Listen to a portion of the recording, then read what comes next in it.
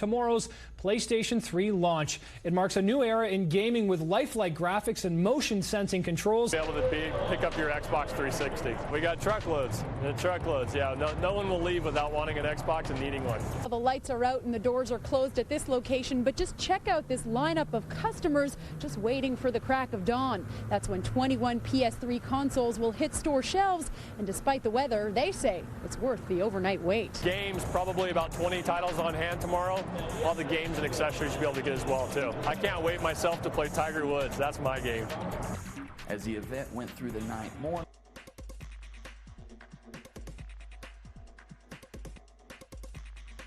Hey everyone, Slasher here, and welcome back to the channel.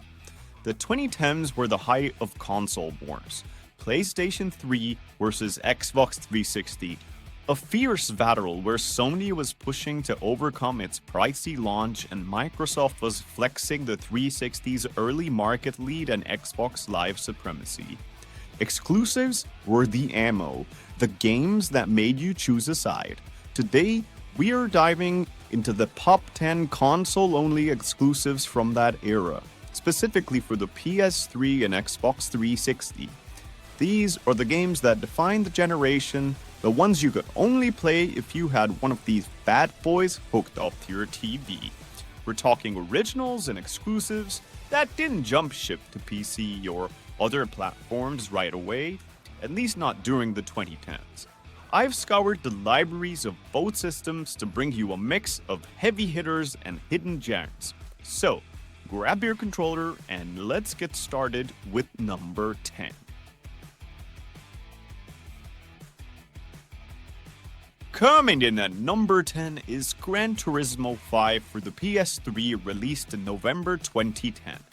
This was the racing simulator for PlayStation fans. Over 1,000 cars, tracks that looked like they were ripped straight out of real life, and a physics engine that made every turn feel weighty. They even threw in dynamic weather and day-night cycles, pretty groundbreaking stuff for back then. Sure, the AI could be dumber than a bag of hammers, and those load times tested your patience, but for car nuts, this was paradise. For Sony, it was a flex.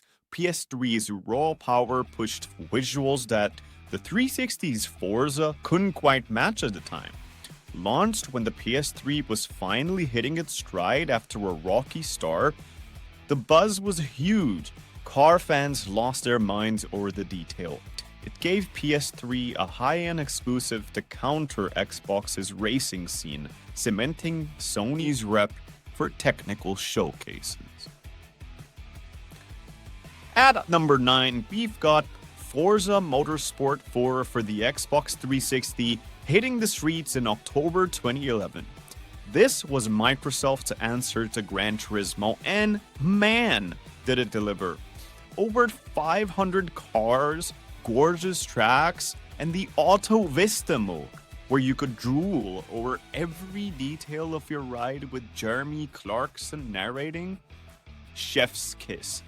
It wasn't as hardcore a sim as GT5, but that's what made it special. It bridged the gap between arcade racers and full-on simulators. The online scene was buzzing too, with custom events and community tracks keeping it alive. For Microsoft, this was a counterpunch to GT5. Less hardcore, but more accessible, making the 360 the go-to for casual racers. Released when Xbox was riding high off the Kinect hype, it kept core gamers hooked.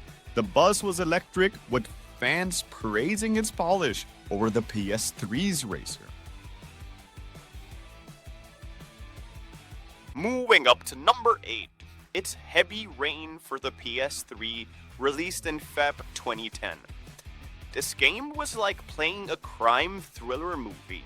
You've got 4 characters chasing down the origami killer, and every choice you make could send the story spiraling in a new direction.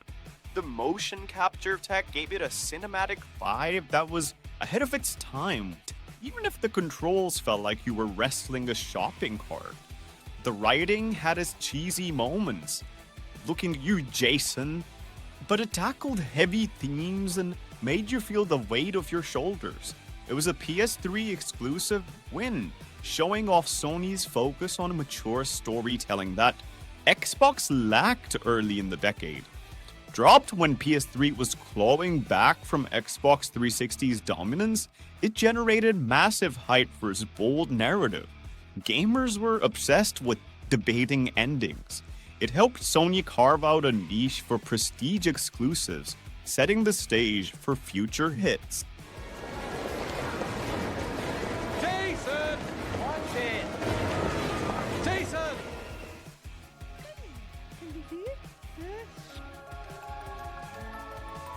Number 7 is Little Big Planet 2 for the PS3, out in Jan 2011. This little platformer punched way above its weight. It took the original's play, create, share idea and turned it into a full-on game-making toolkit. Want a shooter? A racer? A weird puzzle thing? You could build it. The community went nuts, pumping out millions of levels, some of them better than actual retail games. Sackboy's charm, the cozy art style, and couch co-op made it a blast to play too. These gritty shooters couldn't really match, boosting the PS3's appeal to younger players. Launched when the PS3 was gaining momentum, it rode a wave of hype for its creativity.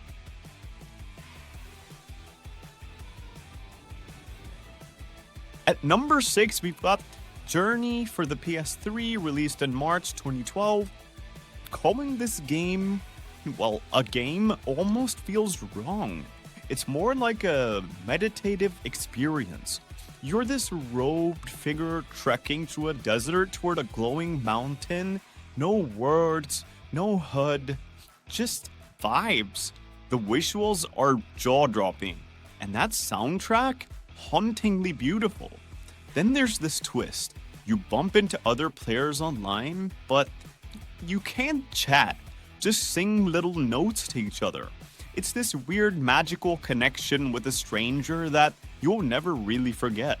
It's short, yeah, but every second is packed with emotion. It was a PS3 exclusive that screamed art game, something the Xbox 360 wasn't pushing as hard. Released when indie games were blowing up, Journey was a critical darling, with gamers raving about its emotional depth. It gave PS3 a unique feather in its cap, proving Sony's platform could deliver experiences no one else could.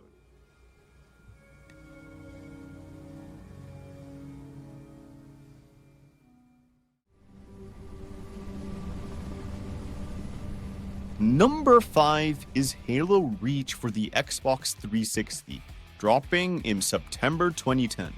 This was Bungie's last dance with Halo, and they left it all on the field. A prequel to the original trilogy, it's the story of Noble Team fighting a losing battle to save Reach. The campaign hits hard.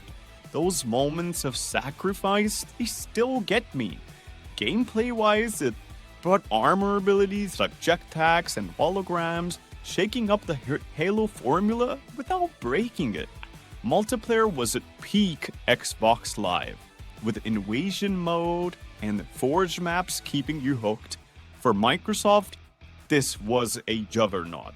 PS3 had no shooter to rival Halo's legacy. Dropped when Xbox 360 was at its peak, the hype was insane.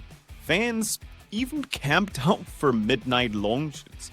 Reach reinforced Xbox as the shooter king, keeping Sony on the defensive while cementing 360's online dominance. You've seen this, Cat? Confirmed. Receiving Nova 3 and Nova 6 live visual of a Covenant strike force. Rolling into number 4, it's Gears of War 3 for the Xbox 360, out in September 2011. Hey, Carmine, you alright? You're awfully quiet. Someone's gotta be, with Baird yapping all the time. This was the big finish to the Gears trilogy, and Epic Games didn't mess around. Marcus, Phoenix, and crew take on Locust one last time, and it's a roller coaster of explosions and feels. 4-player co-op was a game changer. grabbing your buddies to chainsaw through enemies was pure chaos in the best way. The multiplayer refined everything from the first two games, with Lord mode and tight gunplay that kept you coming back. Visually, it squeezed every drop out of the 360. For Microsoft, it was a flagship exclusive. PS3's action games couldn't really match Gears' raw intensity. Launched when Xbox was doubling down on core gamers, it was a massive deal, with epic trailers fueling the hype. It kept 360 as the go-to for gritty co-op shooter. Got to be Mira that's holding your dad, Marcus.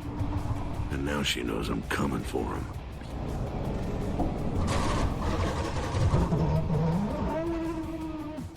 At number 3, we've got God of War 3 for the PS3, unleashed in March 2012. Zeus!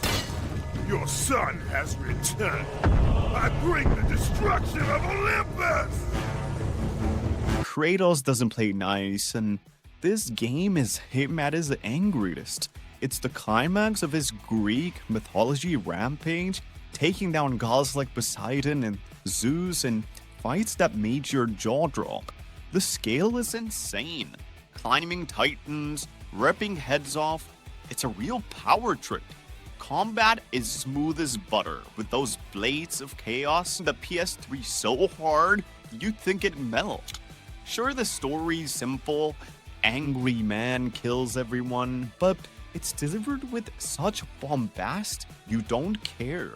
For Sony, this was a killer app, outshining Xbox's action offerings with its sheer spectacle. Released when the PS3 was finally pulling ahead of the console war, it was a hype machine. Gamers couldn't stop talking about those boss fights. It proved PS3 could deliver jaw-dropping exclusives, giving Sony major bragging rights. We are not finished, Zeus. The gates of Hades have never held me. At number 2 is Uncharted 3: Drake's Deception for the PS3, launching in November 2011. Enjoying yourself, pal? Oh yeah, you're a comedian. Nice warm welcome. Nathan Drake's back, and this time he's chasing a lost city in the desert. This game is a Hollywood blockbuster you can play. Set pieces like the sinking cruise ship or the cargo plane fight are burned into my brain. The graphics are stunning, from sandy dunes to crumbling ruins, and the voice acting makes you care about Drake and Sully like they're real people. It digs into Drake's past, adding depth to the treasure-hunting rogue. Multiplayer was surprisingly dope too, with maps that kept the action flowing. For Sony, this was a flagship exclusive. Xbox had nothing like Uncharted's cinematic flair. Launch when the PS3 was peaking, the hype was through the roof. Trailers dominated gaming news at the time. It solidified PS3 as the home for story-driven adventures, leaving the 360 in the dust for narrative games.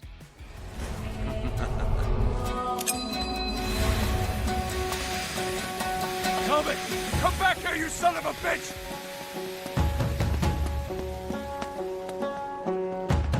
You're dead! You hear me? You're dead! And at number 1, it's The Last of Us for the PS3, released in June 2013. You shot him. Sarah. I saw him this morning. Sammy, there is something bad going on. Look, if you've played this, you get it. This game is a masterpiece.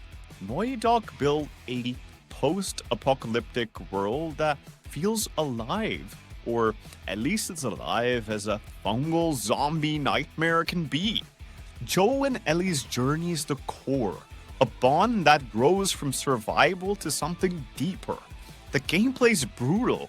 Every bullet counts. Every clicker is a heart attack waiting to happen. But it's the story that hits the hardest.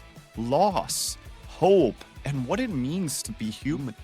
The voice acting, the animations, the little details like Ellie's backpack, it's all perfect. It came out late in the PS3's life, but it showed what the console could do when pushed to its limits. For Sony, this was a game changer. Xbox had no answer to its emotional depth. Dropped late in the PS3's life, it was a phenomenon. Gamers and critics alike called it a generation-defining title. It capped the PS3 era as Sony's crown jewel, proving their console was the storytelling champ.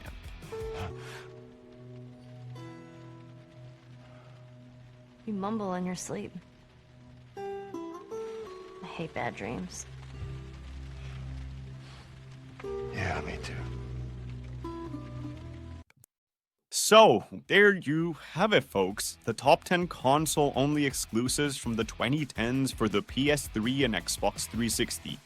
These games define what those machines were all about, from high-octane action to stories that stuck with you. Whether you were a Team PlayStation or Xbox, this era had something special. Drop a comment below. What's your favorite exclusive from the 2010s? Did I miss one you love? Hit that like button if you enjoyed this, subscribe for more gaming goodness, and I will catch you in the next one.